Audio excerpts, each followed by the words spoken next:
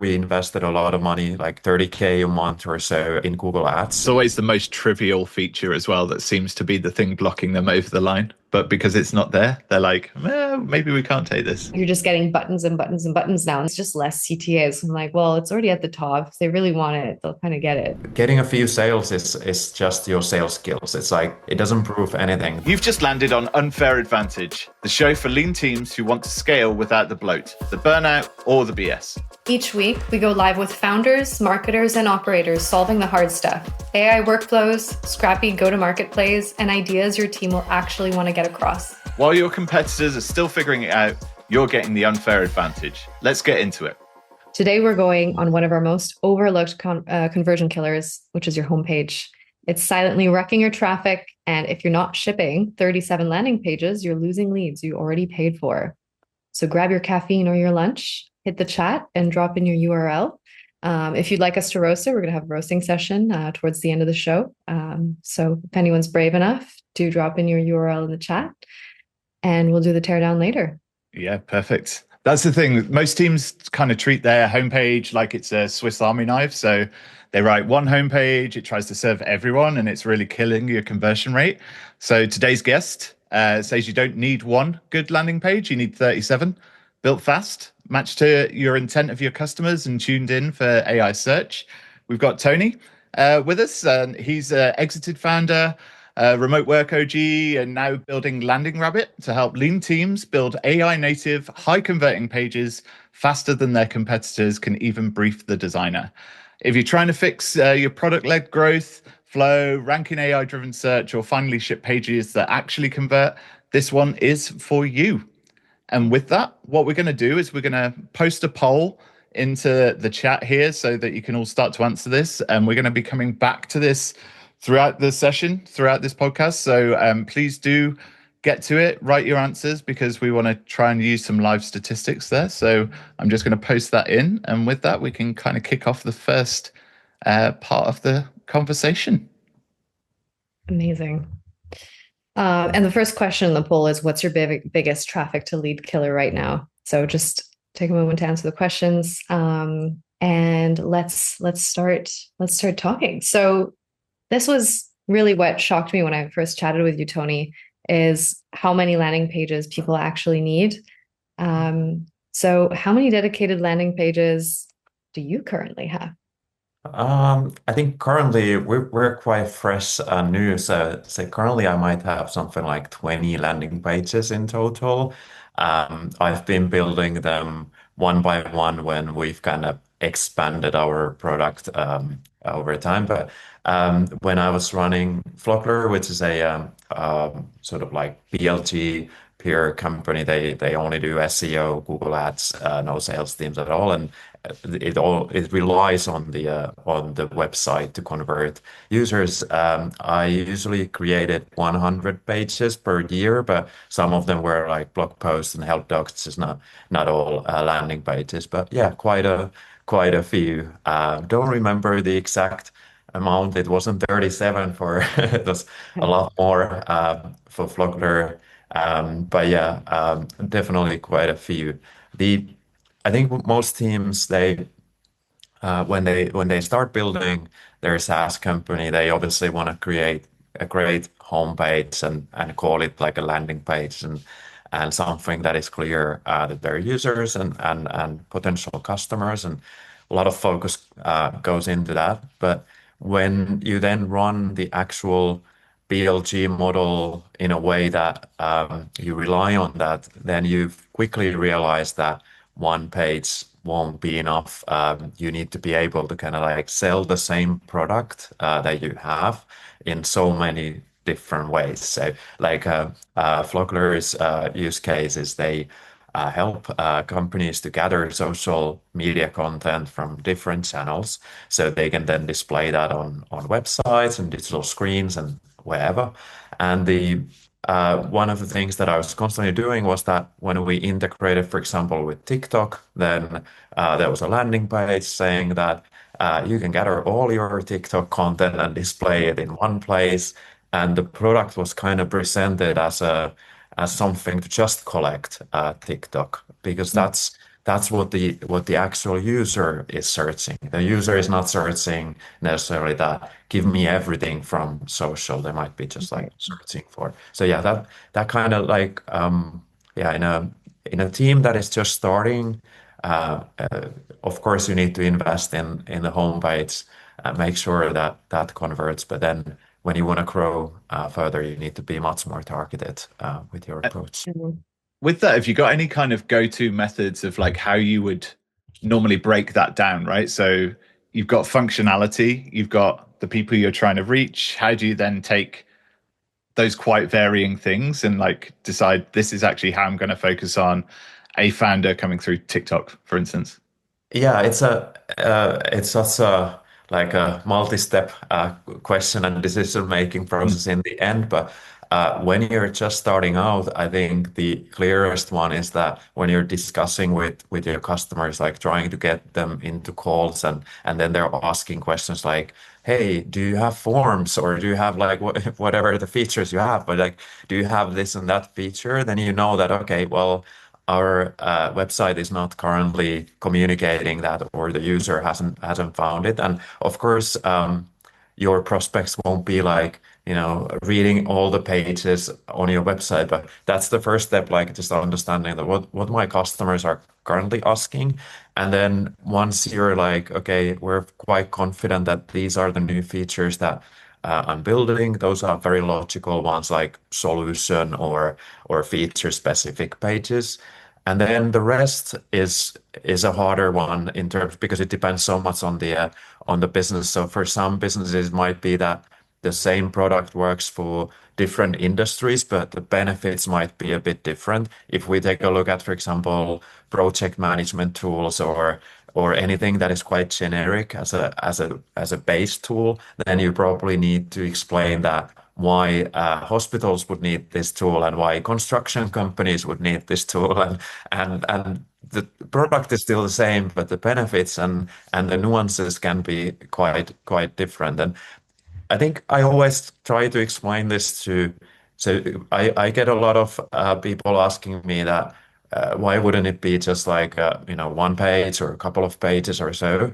But I think everyone who's been doing sales knows quite well that if you go to a sales meeting and you have like a very standard deck of your like very basics of your product and you haven't really personalized it to that company, it's gonna be a difficult chat. Like it's not easy to sell. So like I've done a mistake in like before I built these self-serve products, I went to a meeting saying that, oh yeah, hey, even though you're not an education company, you can still use this product, but this example is for like a school or something like that. And it's Yeah. like the customer is like, what are you talking about? Like I don't understand at all. So yeah, I think that's like you just need to apply the same psychology, same thinking Mm. when it comes to the website.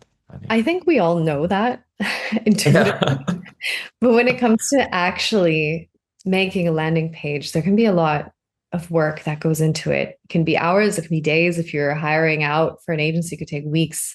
Um, what do you think is like broken about how most leaner teams are building landing pages, and how Mhm. can we fix that?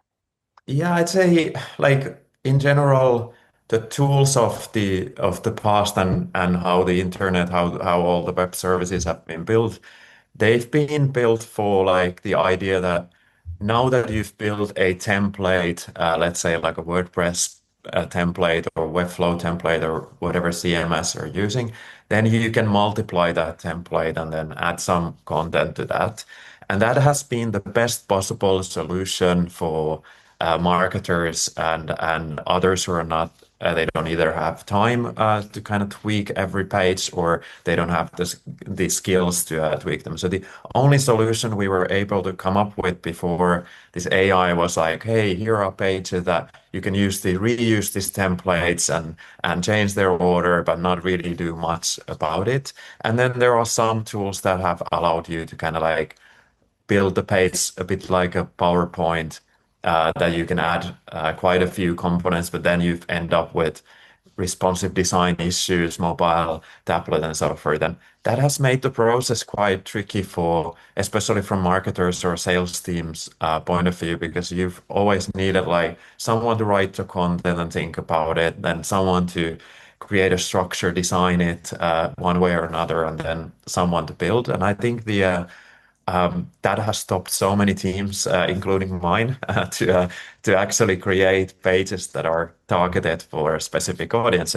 Just to give you an example, with Flockler, we invested a lot of money, like 30K a month or so, in Google Ads. So it's a significant budget for not a massive like a multinational big company, but like a company of 10, 15 people. So spending so much money per month is a big decision.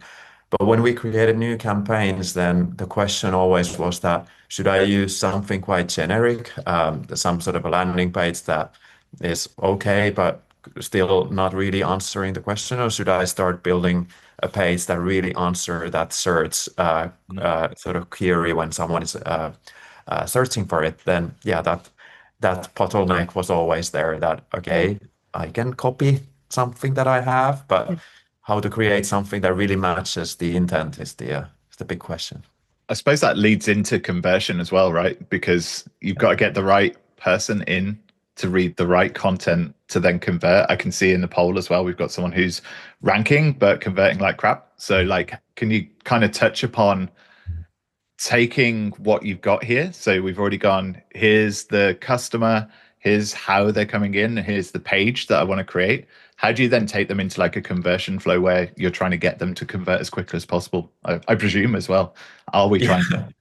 Yeah, that's what we are all trying. Then the actual getting it done is the tricky part. But I'd say what I learned with Flockler was that when I just was building something like Google Ads and then trying to convert people in B2B SaaS and B2B services specifically, it's quite tough because you're competing against others that are advertising there. And if they are already known, they've got some brand awareness, then people are more likely to click that when they're like, okay, now I'm gonna make the decision. They're gonna click the competitors, and what it means is that you keep spending more and more just to like get that position there.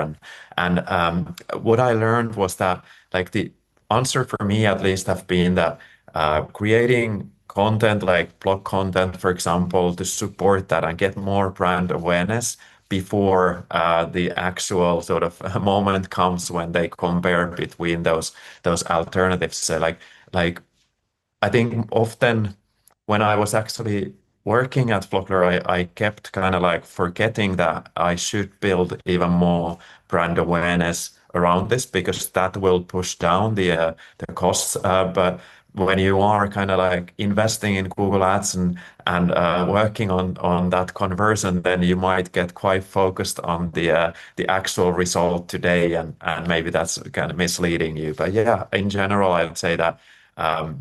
Like the more you have brand awareness before the person then finds that ad, then that will help with the cost. And then of course it comes to details like is the ad the intent of the user, the ad, the landing page, and eventually your product, are they matching at all? That's something that every business will need to kind of figure out. But yeah, like as a generic thing, I would say that yeah, the more brand awareness, the better your results will be and conversions probably as well. Yeah, definitely. Equally, just touching on that last point you made there, something we've been considering quite a lot is, okay, we've got the person in, we've got them going to the right page, but when they do have that first interaction with the application, based on who they are, we should have a different view or a different onboarding experience dependent on who they are as well to kind of, for instance, going back to you found someone from TikTok or who is looking for TikTok style product. How do we bring them in and convert them so that they see TikTok first as well? Because quite a lot of people get brought into this generic onboarding experience that just Yeah. doesn't hit the mark for them as well, which is also a bounce problem. Yeah, my favorite sort of saying regarding this is that nothing is easier than getting people to convert through Google Ads, but to a wrong product. So you can always kind of create like a great ad a great landing page, but then what does it matter if the experience doesn't match the what they were searching for? And that is part of the so like if you go out to and read a lot of LinkedIn advice that is saying that you should narrow down your service and you should kind of like have very focused and tailored service, which is kind of right.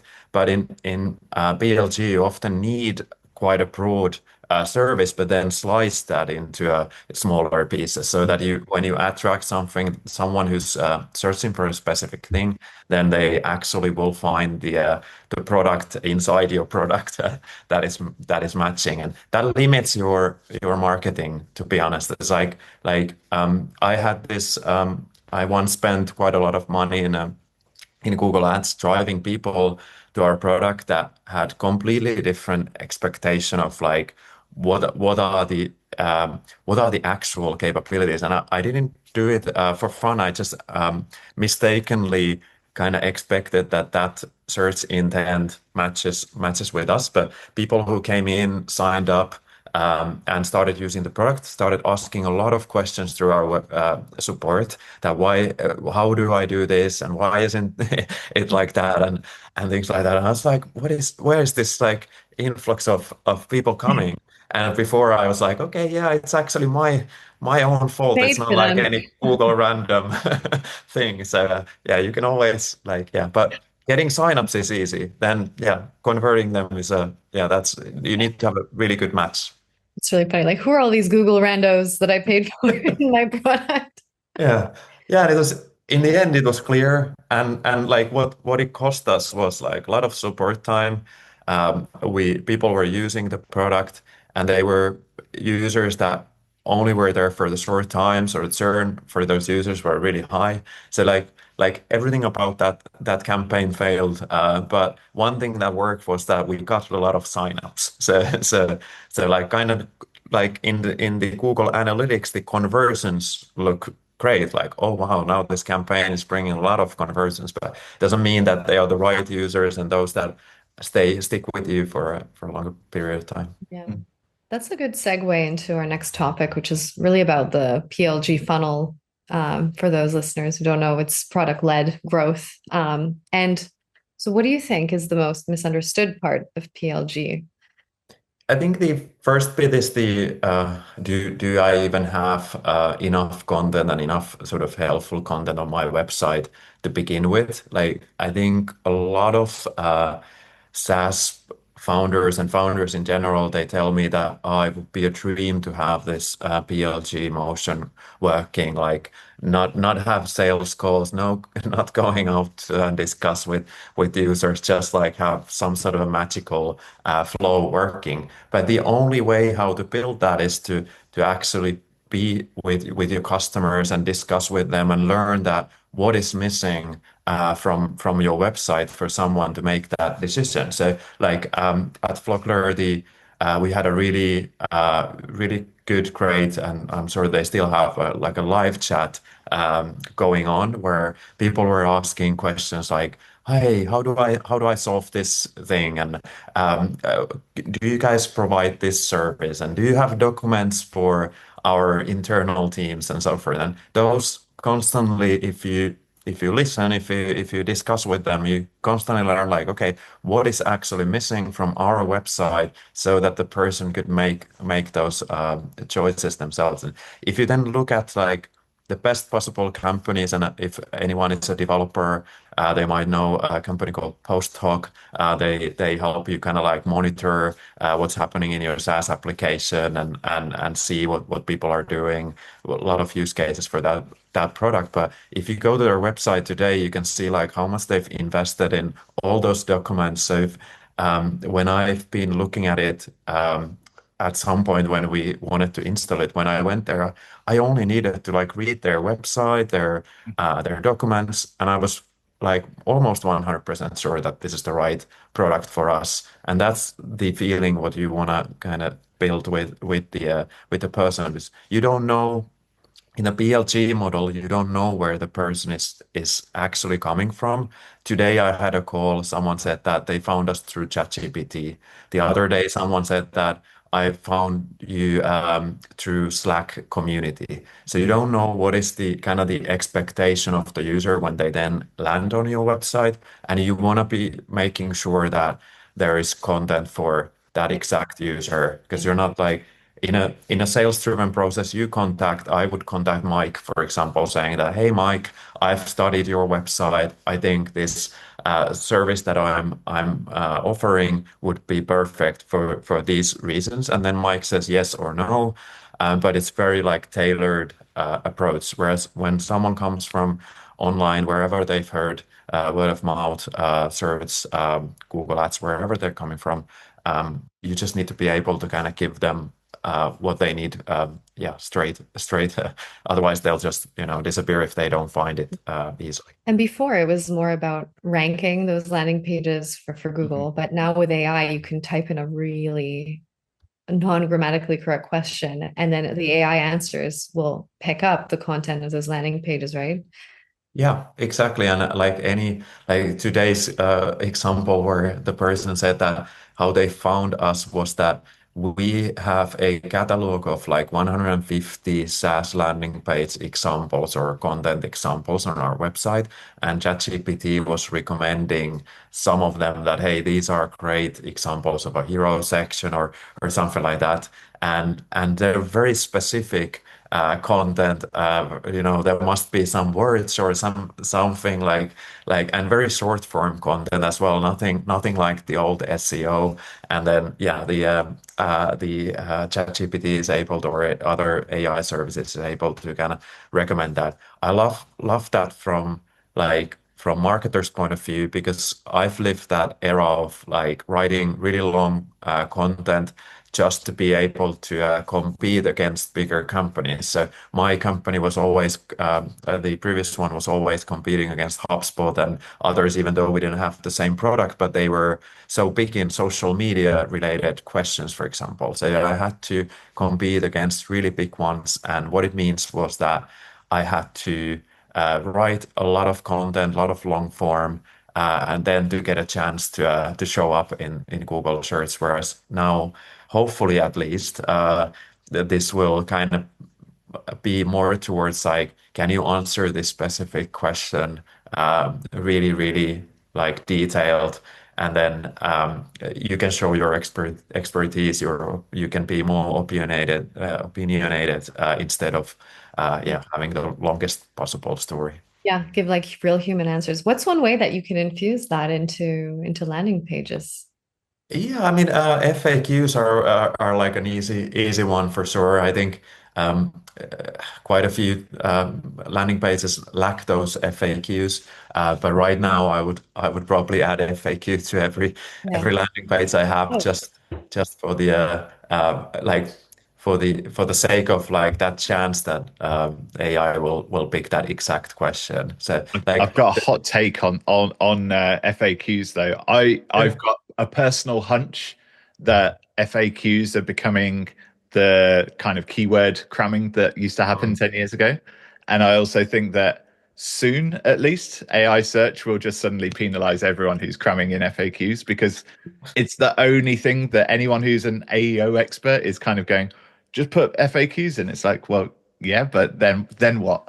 yeah, yeah. you're absolutely right that we marketers and SEO experts are good at ruining all the good things that like meaning is good to have like actual relevant questions, but we might ruin it for everyone by misusing it. But yeah, I like to create like very targeted blog posts and very like answering that one question, and then my landing pages usually include the FAQ. But yeah, that's a good reminder that maybe it's at risk that my helpful content is soon penalized. No, Isn't like it it's funny? equally something we're looking at, right? With what we build, is that everything I think for me at least needs to be conversational, needs to Mm, maybe answer 10 questions, but not in a traditional FAQ format. yeah. And I think that's the bit where there's maybe a bit of nuance between add and FAQ, because it doesn't have to be a list of question answers. It should be more long form content of how you introduce a topic and take people on a journey and that sort of thing. Yeah, in general, for like, I've always liked the FAQs because they are the ones that, so like, someone comes to my website, starts a chat with me, and they've read like, okay, this tool can definitely do the whatever solution they're looking for, something specific, and they always have the same questions like, oh, is this, how do you implement this, and so forth, and you can kind of tackle most of those, and that's how the BLG kind of like that's how you that's the only way to win those customers. Whereas if you have like if everything is a new page or a lot of content, then people won't read that much. So yeah, that's why I've always liked the yeah FAQs as a like in the BLG model specifically. But yeah, I'll we will find out soon if But that's yeah, that's come. it's an ongoing game and it's changing every day, right? It's that's Yeah, the thing. It's moving so quickly. yeah. With that, I kind of suppose we could come back to like a bit about your founder experience. You've exited a company. You're now working on your new company, LandingRabbit, and kind of how I suppose what's changed for you since exiting your last company, but also how you approach building a new company. Yeah, a lot of things kind of like I didn't expect it, but a lot of the things that I thought when I was building Flockler, the reasons why I was building, they've changed. Or when I was building Flockler, it was a long journey, 13 years, a lot of sort of different types of products that we built over time. So it wasn't just like straightforward, hey, let's build a product and then sell it and happy end.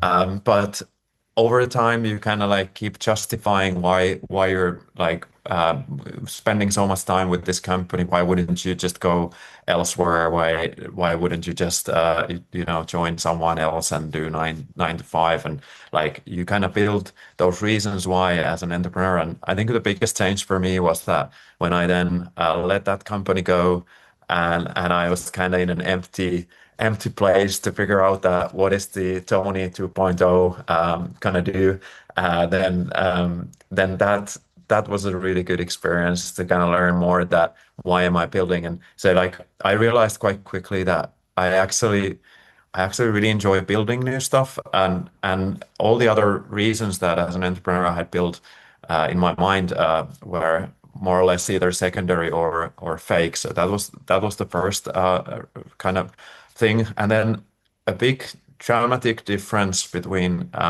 my first one and the second one is that the first one started in a way that we had a product within an agency, and then I had some contacts in media business, some newspapers, TV, different media people, and they were interested in a certain idea of like how to gather content from their audience and how to display it in a live TV show and so forth.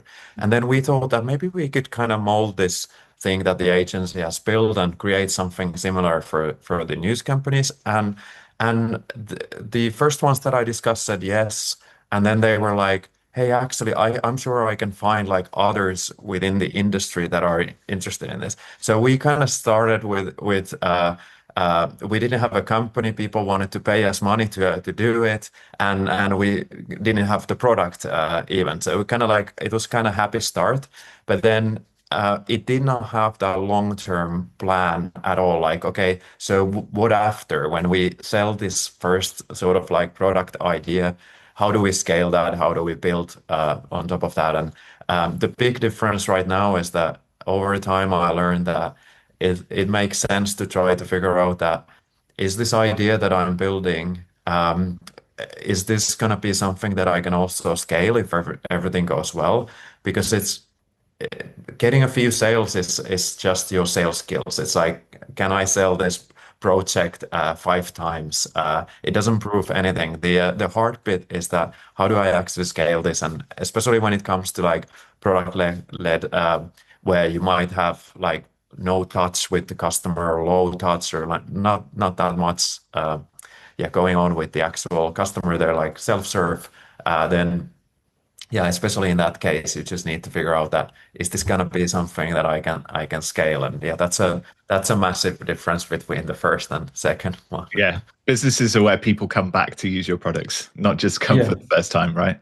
And yeah, exactly. that's I think for me was also one of the biggest realizations as well, and kind of leans a bit into one of the questions we asked of what's the hardest founder mindset to break. I've been in companies where it was very engineering led and very like, the product will sell itself. And we all know that's absolute rubbish. Yeah, And then equally, more features equals more growth. They both are kind of the same problem in the sense of you're not thinking user first. Like, could you kind of touch on those briefly, and then we kind of also want to move into a bit of a live case study teardown as well. But it'd be really great to get your feedback on this.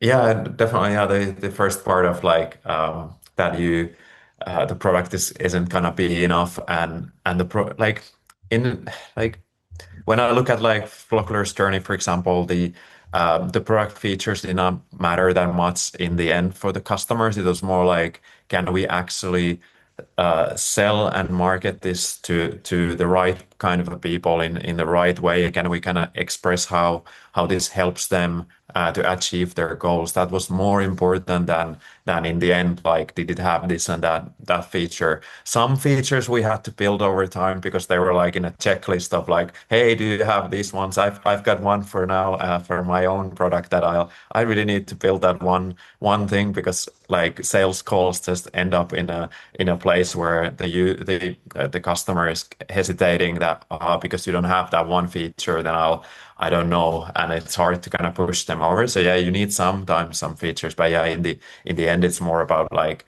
do you find the right sales and marketing model for your product and your business? And it's always easier to kind of just like listen to feedback and find those features that you could build, instead of like, okay, let's just go after this similar group of people that is Yeah. already happy with the product, and let's try to maximize that. And yeah, I like Flockler is an example where there are free products in the market that the company competes against. Most products out there are a lot cheaper than the product, but it doesn't matter to the customer when you're like, okay, we know exactly that this works for you, and we can show how it improves your and solves your problem. So yeah, it's more about like finding the way to for your specific product to sell that, instead of building more features. Yeah, listening to customers is so, so essential. And there is that fine balance between building whatever your customers ask for versus Yeah. like a little bit of a sober look on, okay, well, how is this going to affect our numbers, right? It's always the most trivial feature as well that seems to be the thing blocking them over the line. We've had ones in the past where it's like the smallest thing that they probably will never use, but because it's not there, they're like, maybe we can't take this. Yeah. Yeah, and I think, but some of the things are easy wins for not necessarily even features, but like one thing I learned regarding content and documentation is that if you invest in like, okay, documenting the reasons why something has been implemented in this way, and giving some like, okay, these are the like let's say GDPR was a big topic at some point, and I guess it still is, but like it was a when the laws changed, then that was a massive point when everyone's asking, like, hey, what about the GDPR? Is it? And then I created this sort of like dummy document saying that, okay, GDPR in this product explained like what it actually means, what we do, how it works technically, where the data goes, what doesn't go in. And like easy things like that might remove The some sort of friction. feature away that people might be asking. But it's just like you haven't just documented necessarily that how does it work. So maybe someone from the buying company is asking like, do they have that feature, without knowing that, well, actually it's not even relevant in this use case, because yeah, it's not clear enough that what the product does. So yeah, it goes back to that Balance. content, I think. It's a balance, because iterating fast is, I think, it's not a lot of our default modes, like as startuppers ourselves. But I read something Sam Altman, like posted this, not him, but it was on a post that he said things I wish I knew. And it touches on how you were envisioning the company because you can build fast and just like go straight to that thing. But in his view, he says plans should be measured in decades, but execution should be done like on a weekly basis. Yeah. Yeah, that's a good one. And I think the especially when I started my first company, there was this big trend of like uh, cycle of like build, then give it to others to test, then learn, and then build, and like the idea of a cycle that works like that. But in reality, you just need to be like, okay, I want to solve this problem. I have a vision how this could be solved, and then you try to match that with the customer expectations. A hard one when you're just like trying, you don't have that. It doesn't necessarily need to be 10 year, but maybe it's like a bit of at least vision that where this world is going, why my product is different, and then only then take that customer feedback in and try to try And to. will it even survive the next 5 years with everything changing so fast? I think that's kind of something we have to take a bit of a gamble on each time, ultimately. Exactly. And these times when right now AI, I remember cloud was similar thing, mobile was similar thing. Maybe those did not change everyone's life in the same way, but in the tech industry, like cloud and mobile were like changing so many things fundamentally in how you build stuff. And I think this one is a great moment for anyone to start because you have to take some sort of a risk and figure out that okay, what is it in 2, 3, 4, 5 years? What I'm building right now, is it going towards that or not? Like I've had this right now with my product. That how much should we focus on supporting integrations with WordPress and Webflow? Are people going to publish their websites with Webflow and WordPress, or is it like, yeah, it's not like it's a gamble that is AI going to change that whole thing, or is it going to be that people are still with the existing players, but and we should continue integrating. So yeah, it's a gamble for every one of us, but it's an opportunity at the same time. Definitely. Unfair Advantage is a live show for lean teams solving real growth problems. Each week, we bring in operators building what's next with tactics your team will want to get across. Subscribe and get the edge your competitors don't want you to have. Okay, moving into, we wanted to do this live case study teardown for everyone who's on here. Bit of a setup of that is let's think about. In fact, let's put it to you. What do you think is the real bottleneck in most landing pages? It's obviously where your product's also trying to help out, right? So maybe we can discuss that, and then we can bring up an example and tear it down. Sounds great. Yeah, I think the biggest or the first thing what I always look at, and if we're gonna look at some of the examples, what I always take a look is two things. One, how does the story flow? If I only read headlines and sort of like maybe the hero and some of the headlines there, do I understand what's going on without sort of reading it all and so forth? And then the second one is like, especially for tech products, that are you really showing what the product look like? And I know from experience that tech companies they always feel like our product just doesn't look that great. We need some illustrations, and then they think like, but we don't have that new version live. We can't like show this old version. Whereas as a customer, you're like, no, I just want to see the product. It just like doesn't matter if it's like pixel perfect or the latest version. But yeah, those are the two things I usually take a look at first. And then from story point of view, I like to add like not to every landing page, but to quite a few landing pages. I like to add something that shows like that we know what we're talking about in terms of like the problem that this is gonna solve. So like it doesn't need to be like a massive problem that if you don't buy this product, then you're not getting anything done. But you need to show that okay, you've been there, you've tried different products, and you know what you're talking about. So that's often missing that as a customer, I'm not 100% sure that why this solution is different from, from the current tools that I have in my stack. Amazing. I can just see that Damon's actually put forward his app for a little bit of a teardown. So it'd be great if we can do a little live session. I will share my screen. So here is the landing page for everyone. Just, yeah, keeping in mind, just so we can give Damon a good opportunity. This is pre-launch. It's something that he prepared for a conference, Tech Barbecue, just so he had something to talk about with people. But let's start. Go ahead, Tony. Talk us through your specific angle. So just for Spotify listeners later on, the headline is Spotta. So that's the name of the company. And the tagline is Forecasts Lie, Friends Don't. Move smarter with Spotta. And the CTA is Get Started. All right. Yeah. So show me a bit further, so Yeah. we will get an idea. Yeah. Why choose Spotta real-time updates? How Spotta works? Be first to know. So Yeah. it looks like the structure's following is like a really catchy headline. But what are your thoughts just if we scroll all the way to the top, like first impression, Yeah. I'd what say. does Spotta do?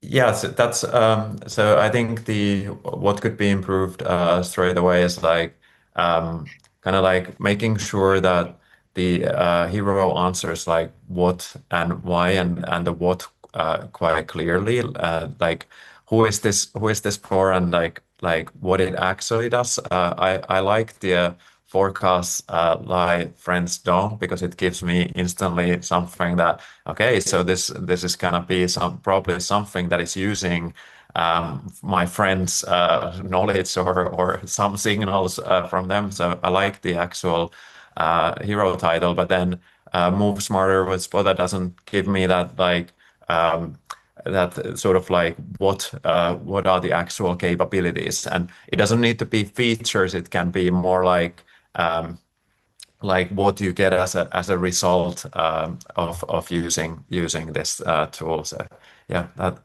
I that think would be that's a my good first. point. I think there's a big trend now where you'll have some websites just spelling out exactly what it does in one sentence, Mm, right? It's about reducing that cognitive load for people to just be like, I just want to know what you do.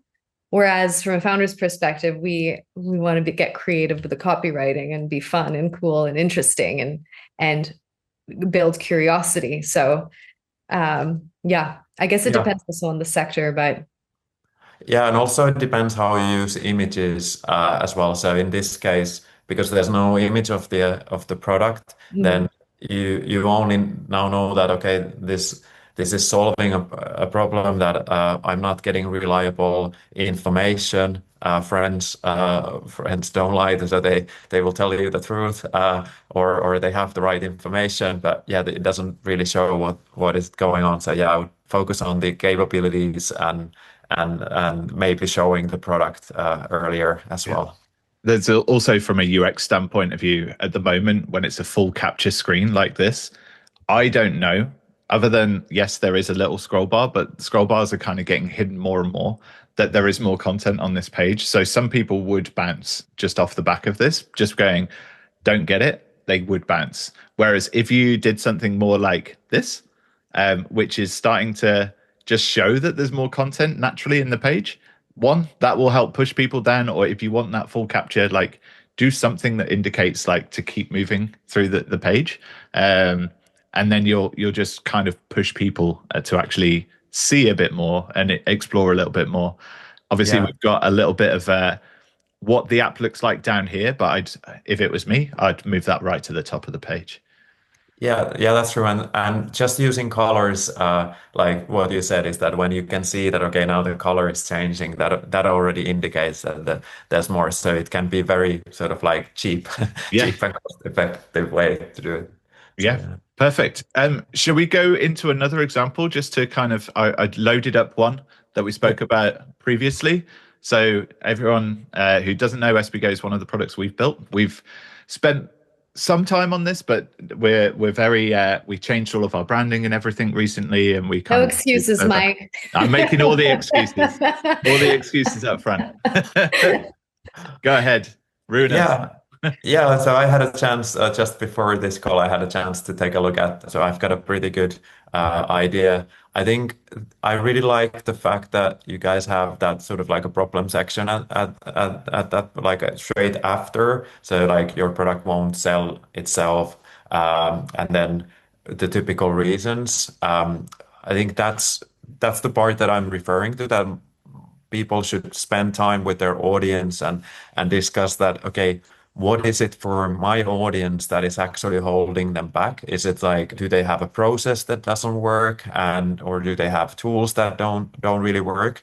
And do you have the expertise? So have you already tested things like, okay, I've also like in your case, I think it says no SEO expertise. So like so many founders and marketers and anyone really building their business will relate to that most likely, that okay, I'm not really an SEO expertise. So you can immediately get an idea what the product does. I think my critique for this was more towards like the actual images of the product, because right now they're like illustrations and so forth. But at least me as a sort of like a, when I'm buying products, I want to really see what that product does, and then I want to even go to like documentation and sort of like be nerdy about it and Yeah. see how it works. But yeah, I would probably go with the like very clear images and yeah, how it works. So Um, actual product images in the page, as well as these kind of things that try and pick out. Yeah, it's like a, I think there's a balance, like I'm sure that that image, for example, in the hero is trying to show that okay, there are these sort of like important parts of the UI, and the UI might be too crowded.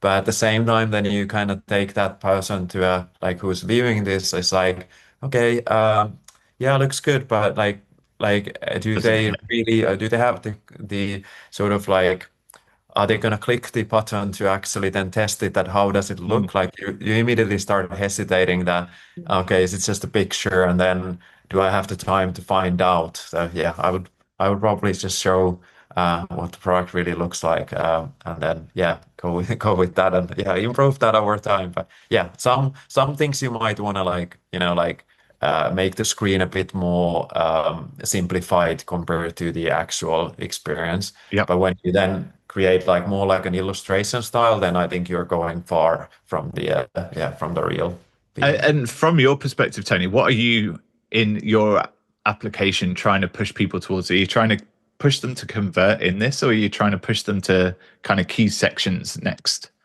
For instance, a Yeah, pricing page or something like that to understand intent. yeah, it really depends on the product as well. Like my current one is early stage, so it's pretty simple. We don't have that many sort of use cases for it. And as a customer, it's like probably easy to understand what it is. But then the more complex your product gets, or the more audiences you have, then the home-based role is kind of like funnel that traffic to the right place. So just to give an idea, that Vloggers got like they have audience that wants to use it for e-commerce shops. So e-commerce owners want to embed Instagram images on their website, for example, or gather reviews. Then they might have schools that do graduation parties and display in digital screens. And then they might have music events using it, and organizations using it to show their own content. So many different use cases. So if you just want to like have one,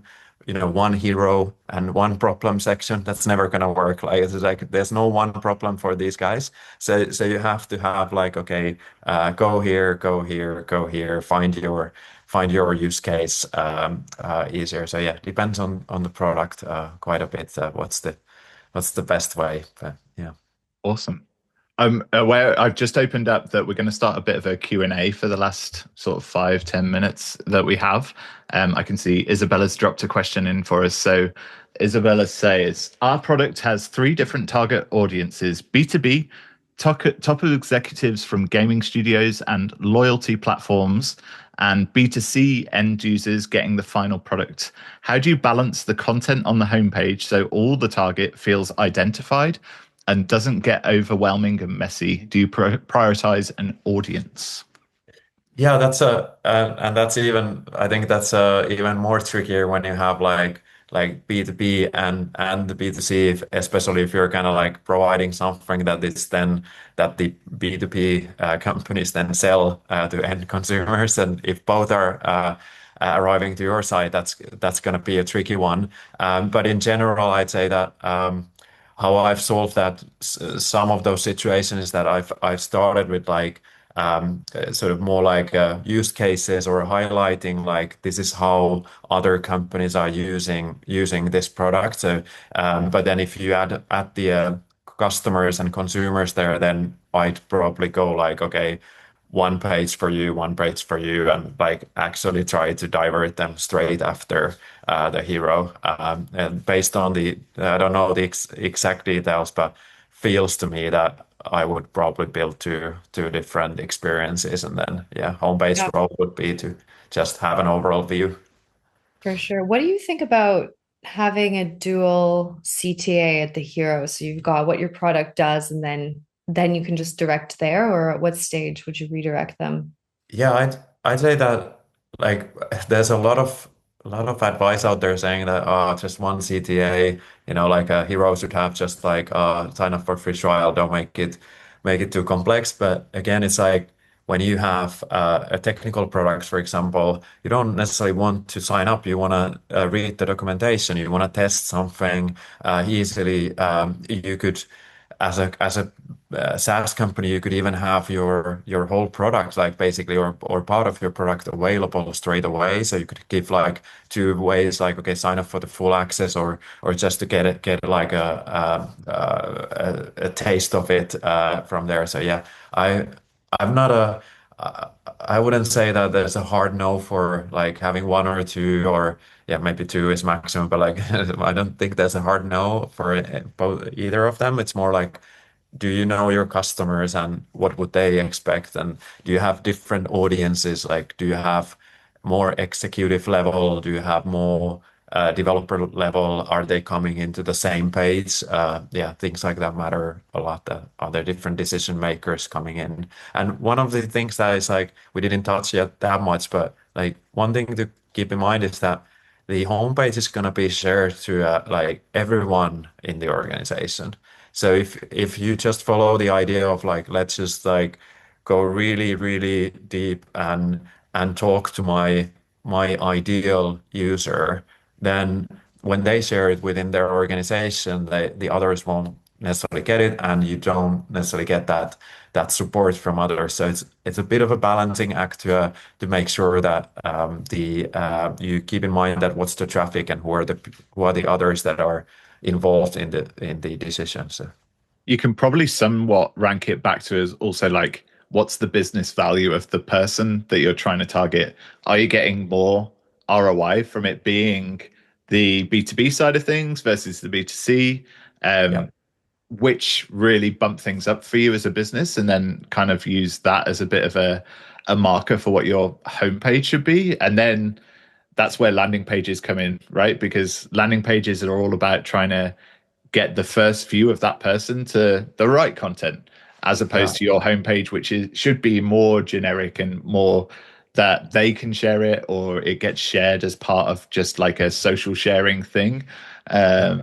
Yeah, that's kind of Yeah. And that's a big one for like, so you start today, you don't have much, then you just gonna be like very narrowed, like a very to the point that this is the product that we're building, very limited version right now, and life is easy. But then yeah, when the more complex and the bigger the fee that you're asking, the more people will be involved, and more requirements for your homepage and landing pages to be like, okay, they really can tell the story for everyone who's part of the team in your client's company.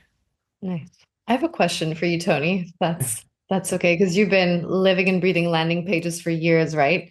And it's What trends and changes in landing pages have you seen recently? I'll give you an example. Like previously, um, back in Martech SaaS, like even 5 years ago, every section had to have a CTA to something. And oftentimes it was just repetitive, same page potentially, but you're just getting buttons and buttons and buttons now. And the trend I'm seeing, or the one I'm doing, is just less CTAs. I'm like, well, it's already at the top. If they really want it, they'll kind of get it. What's your take on that, and how has that changed? Yeah, I think there's been more SaaS companies that have been doing this real product led and having targeted pages. I think there's a bit more variety right now. People don't think landing pages just as a form page or so. I think that's a massive difference from like the previous days. That I still see Google Ads actually where there's nothing else but a form or the CTA kind of on the page, maybe a short description. But I think the some of the success cases of this product led SaaS, which is relatively new, have shown that okay, well. You can win with the helpful educational content, very targeted content. So that's a big change, but also um, I think there are trends in design as well, like how people design them, like how unique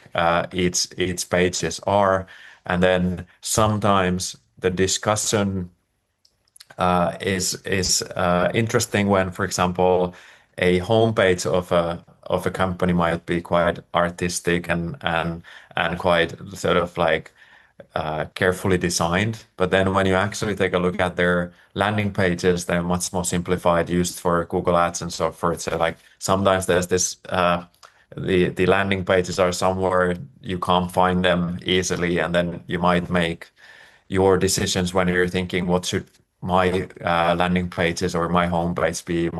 Might not think that well actually they use different types for different use cases. So yeah, I think, but yeah, design wise, yeah, you're absolutely right that the CTAs maybe have decreased for better, but yeah, I'd It say. depends on your audience too. If you're marketing to marketers, like we all know each other's tricks, so we're trying to like be really nonchalant about Yeah. selling on our pages, right?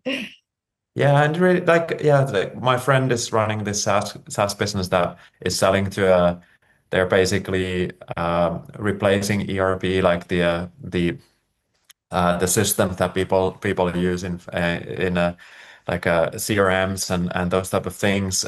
They try to replace those, and what it means is that the decision is made by so many people in the company if they're even gonna get started with that. So having a lot of CTAs saying sign up, it's not gonna help much. So yeah, depends on your audience really. Awesome. With that, we are coming close to time. So I kind of wanted you to have a little bit of time yourself to just give a little bit of a round off from the session, being as you've spent your hard-earned time with us and the unfair advantage. And also, I'm going to drop Tony your website in the chat. You're the founder of LandingRabbit, and you make you use content and you turn it into landing pages. So yeah, let us know how that works a little bit. And I'm also going to pop in your LinkedIn profile so our listeners can connect with you.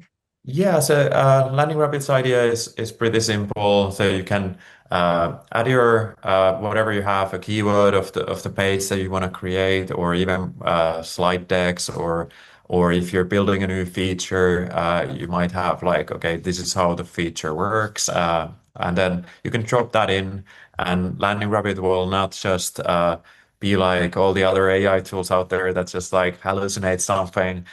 We actually take a look at what's your design, and then it creates like a predictable layout, and every time when you use it, it will be like a predictable looking layout, but it saves time from you that you can just focus on the content and make decisions that what we actually say on the page, and then the rest is built for you as a marketer, and you can export that to or import to Figma, the Webflow WordPress, and then you can also publish that page with us if you don't have any of those three, or if you just want to have landing page as a separate thing. But yeah, simple product today, and I'm trying to build it because as a SaaS founder and marketer, and right now for my pages as well, we never have all the pages that we need. Like we don't have those all the information on our website, and I wanna get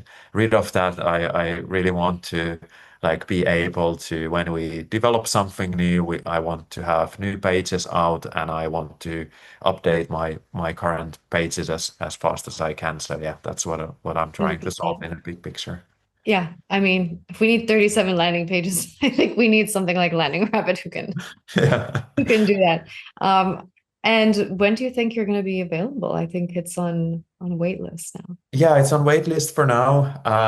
I think it will be still for the coming months, and the simple reason being that because in BLG model you can't really with your marketing and so forth, you can't really like find just those that are sort of like the relevant customers right now, because the logic of BLG is that if you broadcast your okay, this is what we do, then others are also interested in. And unfortunately, we're not there yet that we could just like serve so many use cases. So that therefore, I'm like, we're just focusing on tech and SaaS companies right now, and very specific use cases. So there's a bit of a like a barrier to entry, just to make sure that the experience is there for you. But yeah.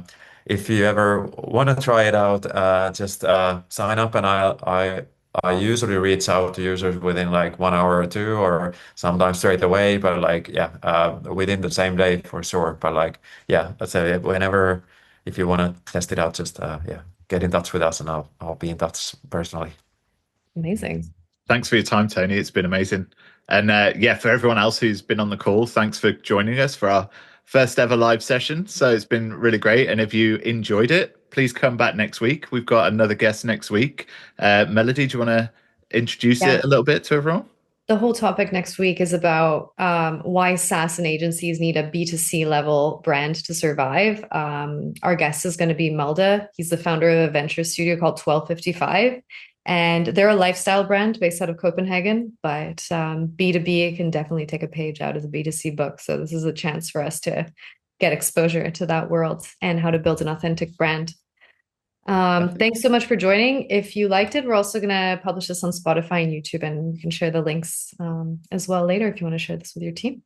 Brilliant. Thanks Thanks, everyone. Tony, for joining It's us. been the Thanks, Unfair everyone. Advantage. Bye. Bye. Bye.